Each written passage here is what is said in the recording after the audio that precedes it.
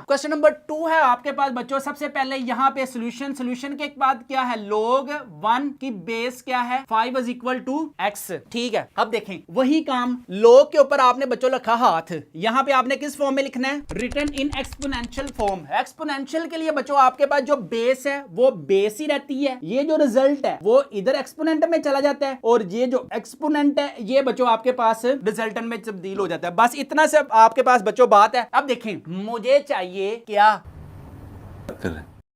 कि मुझे x की वैल्यू चाहिए, किस कोई ना कोई, मैं दुनिया का अंतर मंतर कली कलंतर जो भी आगे होगा, यहां पे मुझे किसी ना किसी तरह ना कोई एक ऐसा वेरिएबल चाहिए जिसकी पावर समथिंग हो, तो बच्चों आपके पास आंसर आ जाए। तो हम इसको यहां कह सकते हैं 5 की पावर x है, और मुझे यहां पे ना कुछ ऐसा लेकर आना है कि आपके पास बेसिस सेम हो जाए। आपके पास, मैं कहता हूं मिसाल के तौर पे मैं कहता हूं, अगर किसी भी वेरिएबल की पावर अगर 0 हो ना, तो आपके पास आंसर बच्चों क्या आता है 1। अगर b की पावर 0 है तो आंसर क्या आएगा 1। अगर c की वैल्यू, मैं कहता हूं फॉर एग्जांपल c की वैल्यू 0 है तो बच्चों आंसर क्या आएगा 1। इसी तरह मैं अगर कहता हूं बच्चों 2 की पावर अगर 0 है तो आपके पास आंसर क्या होता है 1। किसी भी कांस्टेंट की पावर बच्चों अगर आपके पास 0 है तो आंसर क्या होगा 1। इसी तरह 3 की पावर अगर 0 है तो आंसर बच्चों क्या होगा 1। तो मैं अज्यूम कर सकता हूं 5 की पावर 0 तो आपके पास आंसर क्या होगा 1। मुझे यहां पे 1 की जगह पे कुछ ऐसी वैल्यू रिप्लेस करनी है कि जब मैं उसको सिंप्लीफाई करूं मेरे पास आंसर वही आ जाए। मिसाल के तौर पे मैंने अभी आपको समझाया है कि यहां पे अगर मैं 5 रखता हूं और 5 की पावर 0 रखता हूं, तो जब मैं इसको सोल्व करूंगा तो मेरे पास बच्चों आंसर क्या आएगा फिर